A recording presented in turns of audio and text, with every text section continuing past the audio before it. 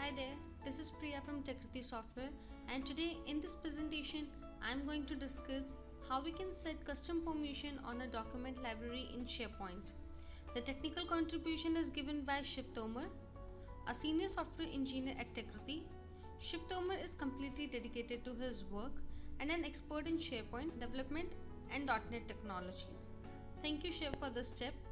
In SharePoint 2010, we can create an instance of a SharePoint 2010 objects like document library, lists, or folders.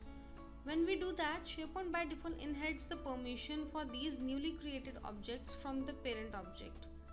If we want to give new set of permissions for the newly created object, then we need to use stop inheriting permission option to break the inheritance, and then define custom permission by using the option grant permission.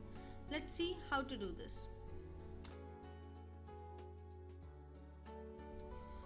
Before proceeding further, make sure that you have created a web part.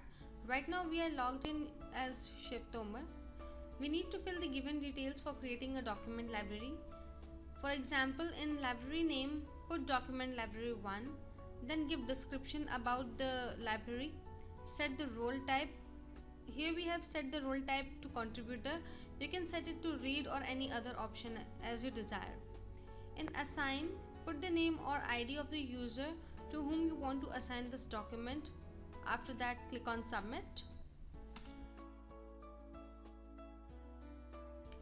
After submitting the document, you can see the document library 1 listed in libraries. Click on document library 1.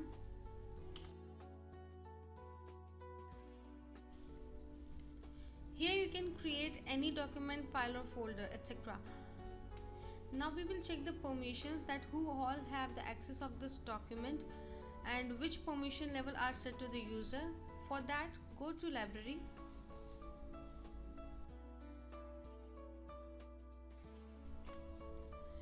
In library, go to library permissions.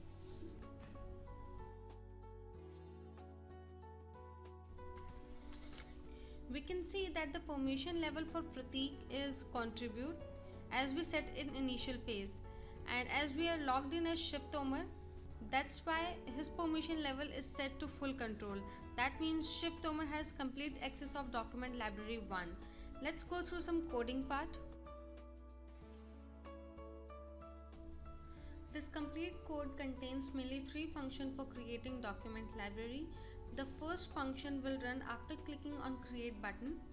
Under this function we have set the condition. If the document library is created, then the following function will run. The second function is defined for the library name and description. It also gives us the error regarding the existence of document library with the same name. The third function is defined for setting permission level for user. This complete code is for the layout which we have taken as an example for creating a document library. This way we can customize the permission level on a document, file or folder instead of using inherited permissions. Thank you.